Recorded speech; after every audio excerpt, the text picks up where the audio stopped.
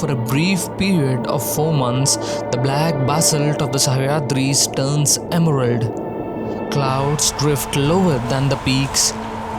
Rivers awaken from stone.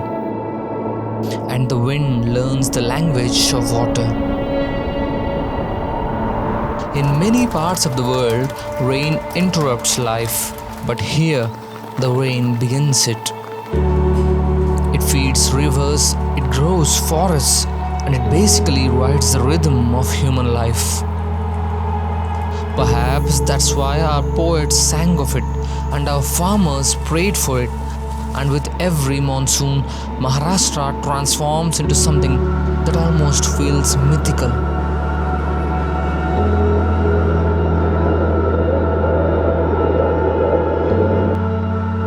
Among its countless gifts, Waterfalls remains the grandest expressions where this magic of the monsoon can be felt.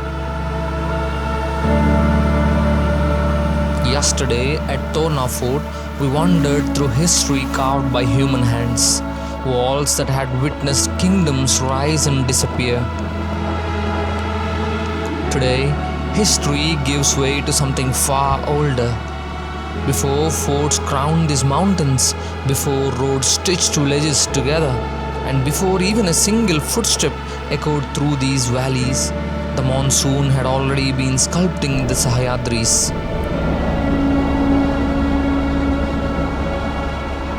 And our journey through Varanda Ghat was never simply another road trip. It was a passage through ancient conversation between cloud, stone and water. And Nanemachi was simply where that conversation became impossible to ignore.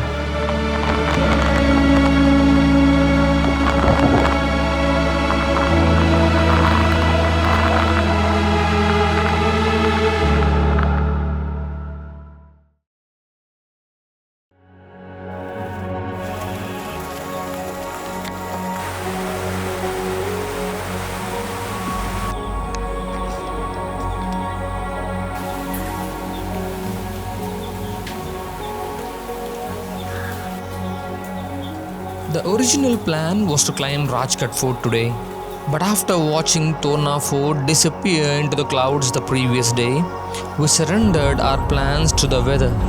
Instead, we chose the road.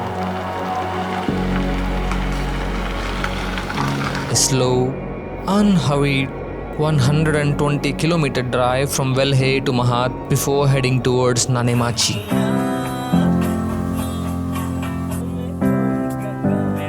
There is something beautiful about things not going as planned, because the best journeys begin the moment you stop insisting on your own plans. Because road trips have a beautiful habit. They reward attention.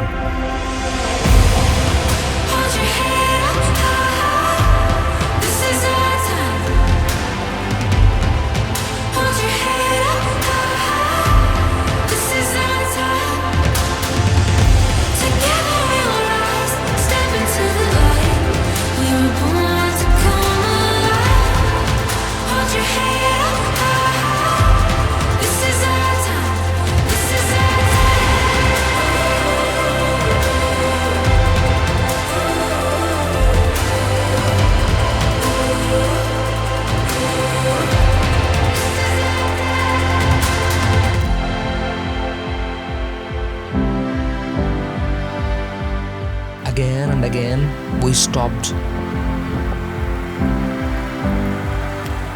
Not because we had reached somewhere or we had to, but because this beauty refused to let us continue. It demanded attention.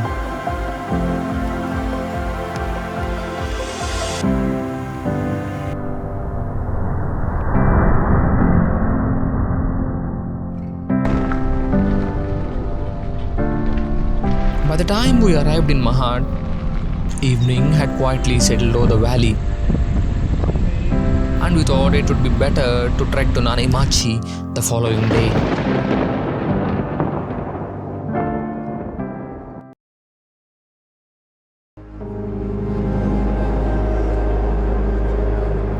next morning, wrapped in mist and steady rain, we began the final 25 km towards Nanemachi. Hidden where Shvetya Ghat meets Gopya Ghat, the mountain felt mysterious, as if it were reluctant to reveal its secret. It concealed the summit in the clouds and hid the waterfalls within its embrace. Fresh streams escaped from every crack in these mountain ranges.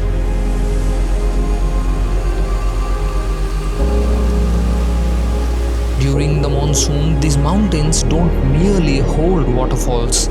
For a few precious months, they become waterfalls.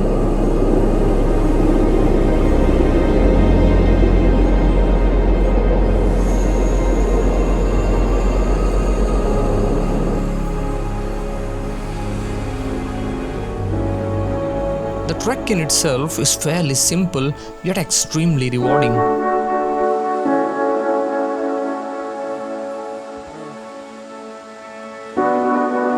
It begins gently across rain-soaked farms.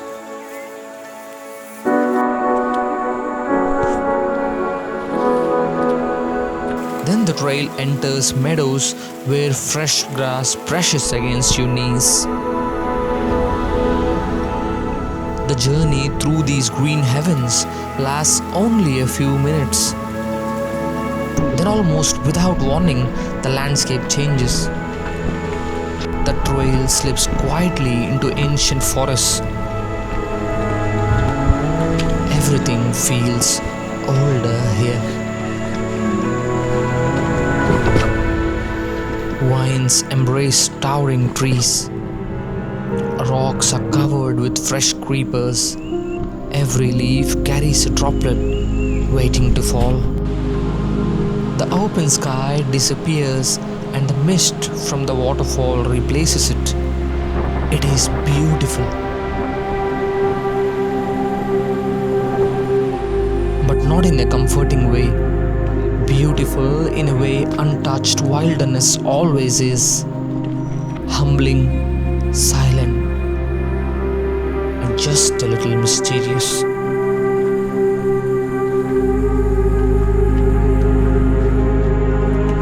The earth beneath your feet is soaked with water, and so is the air. With every step, the wind brings signs of what lies ahead. Almost as if it is carrying the memory of waterfall as it leaves the valley.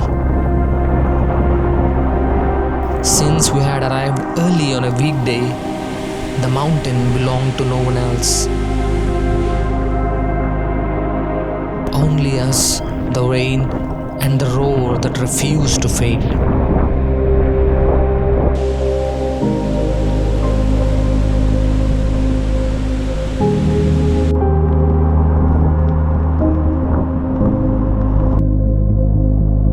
The second step of the cascade finally emerged through the mist, dangerously beautiful on its own.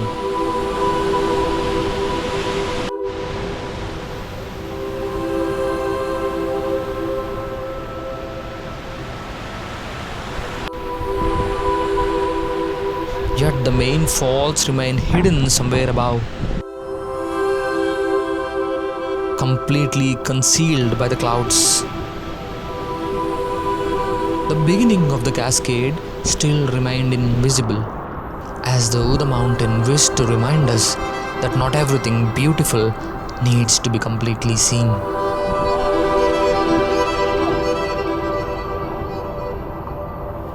Then, as we headed towards the falls, for the briefest moment, the clouds opened, and I saw it. The mighty Nanemachi.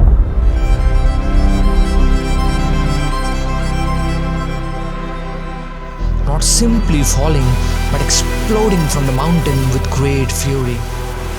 I have stood among mountains that scrape the sky. I have crossed passes where the air grows too thin to breathe. But this is different. Because this isn't stillness. This is movement. Power in motion.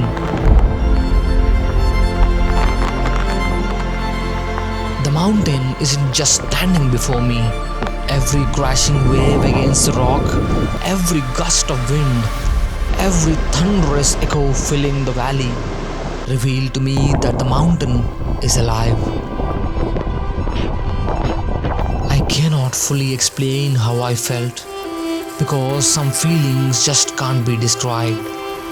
Not only because we lack the words, but also because words were never meant to carry them. For a brief moment, I felt as though the water was not just touching my body, but also my soul. For a brief moment, I felt alive, unmistakably alive.